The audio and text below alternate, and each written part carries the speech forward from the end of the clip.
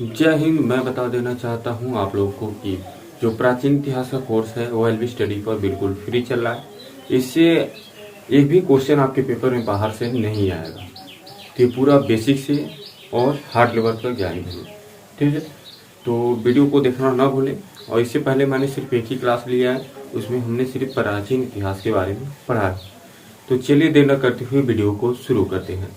यदि आप चैनल पर नए हैं तो चैनल को सब्सक्राइब कीजिएगा, अपने दोस्तों को भी शेयर कीजिए और डेली वीडियो देखना न भूलिए। ठीक, आज हम पढ़ेंगे प्राचीन इतिहास के भाग।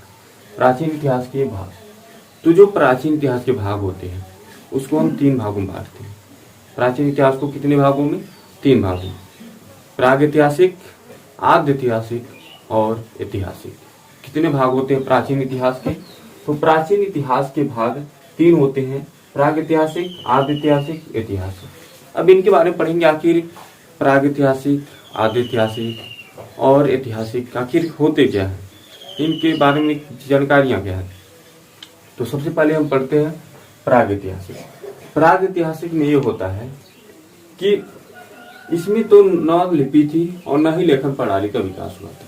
जो प्रागैतिहासिक काल था उसमें लेखन प्रणाली और लिपि का विकास नहीं हुआ था। अब आद्य ऐतिहासिक की बात करें, इसमें लिपि थी और लेखन प्रणाली भी थी, लेकिन जो लिखा गया उससे हम पढ़ नहीं सकते, यानी पढ़ा नहीं गया है, उसे बोलेंगे आद्य ऐतिहासिक। यानी कि आधा काम हुआ है, आधा नहीं हुआ है। ठीक है, तो आद्य ऐतिहासिक मतलब लिपि तो थी लेकिन उसे पढ़ा नहीं गया। जैसे कि हम बात करें हड़प्पा सभ्यता और वैदिक सभ्यता, ये सब किसके उदाहरण है? आद्य ऐतिहासिक के। अगर हम ऐतिहासिक की बात करें, ऐतिहासिक में क्या होता है कि लिपि भी थी।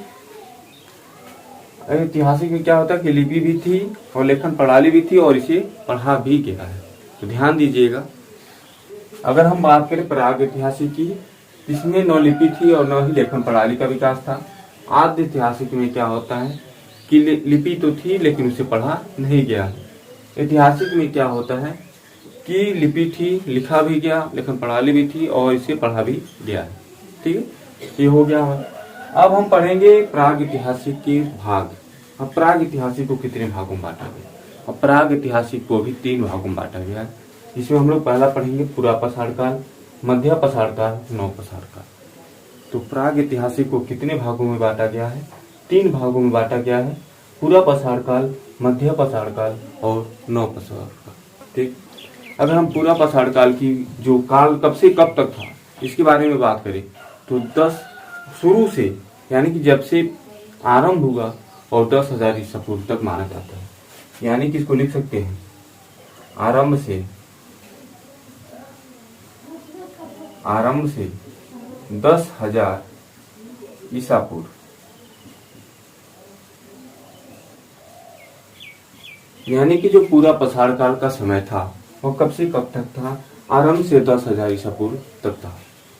अगर हम मध्यपाषाण काल की बात करें तो ये जो काल होता है वो 10,000 ईसा पूर्व से 10,000 से 6,000 ईसा पूर्व, 10,000 से 6,000 ईसा पूर्व तक का काल जो होता है उसे मध्यपाषाण काल कहते हैं। नवपाषाण काल किसे कहते हैं?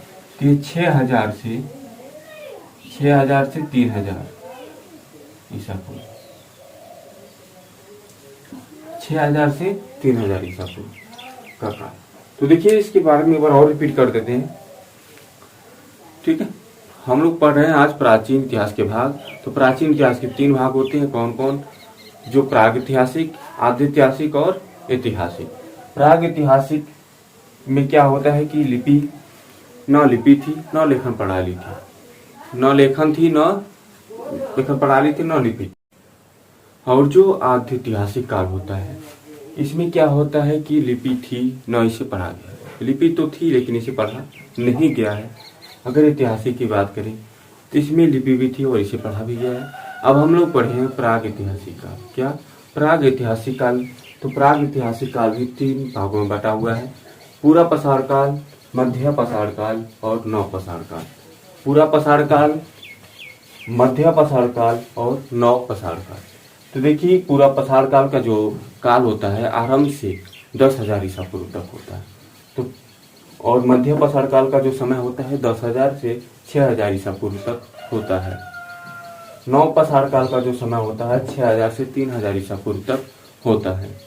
ठीक है, अब हम पढ़ेंगे कि आखिर पूरा पसार जो काल था, नव पसार काल था, मध्य पसार काल था, उसमें क्या क्या हुआ, कौन कौन सी चीज़ों का विकास हुआ, सबसे पहले किस चीज़ का विकास हुआ, उसके बारे में हम पढ़ेंगे। सबसे पहले आता है पूरा पसार काल। तो पूरा पसार काल भी 3 टाइप का होता है, पूर्व पूरा पसार काल, मध्य पूरा पसार काल, उच्च पूरा पसार काल। तो इसको मैं लिखवा नहीं रहा हूँ, यदि आपको नोट करना हो तो नोट कर लीजिएगा। तो पूरा पसार काल 3 टाइप का होता है, पूर्व पूरा पसार काल, मध्य पूरा पसार काल और उच्च पूरा पसार काल। ठीक है, अब पढ़ते हैं पूरा पसार काल में कौन सी चीज़ों का विकास हुआ था। पहले आधुनिक मानव का विकास हुआ था, यानी कि मानव जो है आधुनिक की ओर चलना शुरू कर दिया था इसी काल। उसके बाद से चित्रकला का विकास हुआ, यानी कि उसमें चित्र बना, उस काल में क्या हुआ कि जो मानव थे वो क्या करने लगे, चित्र बनाने लगे।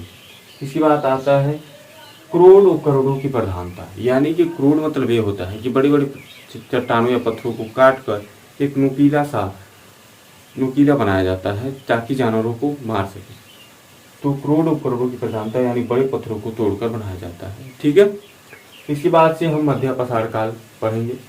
तो मध्य पसार काल में जो विकास हुआ, मानव छोटे जानवरों को मारकर शिकार करने लगा, यानी मानव जो है छोटे जानवरों को मारकर खाने लगा, उसका शिकार करने लगा। ठीक है, पशुपालन करने लगा, यानी कि जो मध्य पसार काल में मनुष्य क्या किया, पशुपालन करने लगा। तो आपसे क्वेश्चन पूछेगा कि किस काल में मानव ने पशुपालन शुरू किया था, तो उसका आंसर क्या होगा, मध्य पसार काल। ठीक है, अब यहाँ पर एक और चीज देता है मध्य पसार काल में कि युद्ध होने लगा, युद्ध करने लगे, यानी कि जो मनुष्य थे वो आपस में लड़ने लगे। ठीक है, इसका साक्ष्य भी मिला है। तो जो मध्य पसार काल में उसमें क्या इसका साक्ष्य मिला है, युद्ध करने लगे। ठीक है, अब नव पसार काल में बात करते हैं तो कृषि का विकास हुआ। तो नव पसार काल सबसे वेरी इंपॉर्टेंट है। तो आपसे पूछेगा कृषि का विकास किस काल में हुआ, तो आपका आंसर क्या होगा, तो नव पसार काल। स्थायी ग्राम बनने लगे, यानी कि पहले मानव जो जंगलों में छुप छुप के इधर उधर रहते थे, लेकिन जब नव पसार काल आया, यानी कि कब से 6,000 ईसा पूर्व से 3,000 ईसा पूर्व के बीच, तो मानव जो है वह गांव बनाने लगा, यानी कि एक जगह इकट्ठा होकर रहने लगा। ठीक है, नव पसार काल में, और यहाँ पर कृषि भी होने लगी थी। ठीक है, और मृत भांड का निर्माण होने लगा। किसका निर्माण होने लगा, मृत भांड का। पहली बार मानव ने धातु का प्रयोग किया था। और पूछेगा, एक क्वेश्चन वेरी इंपॉर्टेंट है कि किस काल में धातु का उपयोग हुआ था, तो नव पसार काल में उपयोग हुआ था। किस धातु का उपयोग हुआ था, तांबा का उपयोग हुआ था। ठीक है, तो पूछेगा सबसे पहले मानव ने किस धातु को उपयोग किया था, तांबे को, इसीलिए इसको ताम्र पसार काल भी कहते हैं। ठीक है, इसके बाद से हम पढ़ेंगे हड़प्पा की सभ्यता।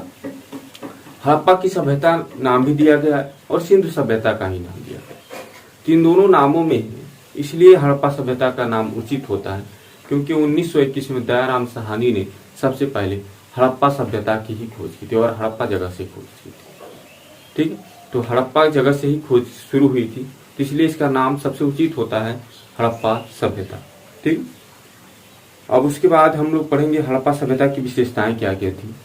तो हड़प्पा सभ्यता में विशेषताएं ये थी, या फिर इसको सिंधु सभ्यता भी कहते हैं, आप लोग कंफ्यूज मत होइएगा। तो हड़प्पा सभ्यता में जो विशेषताएं थी, यह तो नगरी सभ्यता थी, यानी कि यहाँ पर नगर शहर जैसे थे। ठीक है, दूसरी विशेषता ये थी कि जो 2 सड़कें होती थी वह कैसे काम काटती थी, समकोण, यानी कि एक रोड ऐसे गया और एक रोड ऐसे, यानी कि एक दूसरे को कैसे काटती थी, तो समकोण पे काटती थी।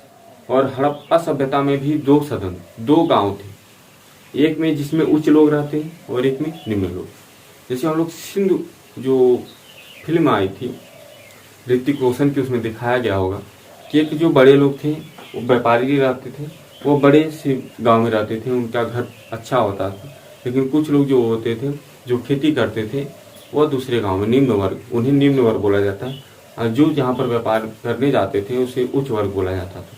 तो निम्न वर्ग वालों को उच्च वर्ग में जाने की अनुमति नहीं थी। लेकिन तो वहां पर जो सिंधु सभ्यता थी उसको दो भागों में बांटा गया था, एक उच्च वर्ग और एक निम्न वर्ग। लेकिन धौलावीरा ऐसा जगह है जहां पर 3 भागों में बांटा गया है। ठीक है, तो चलिए इसको विस्तार से पढ़ेंगे अगले वीडियो में। तब तक के लिए जय हिंद। यदि वीडियो आपको अच्छा लगा हो तो वीडियो को लाइक कीजिएगा।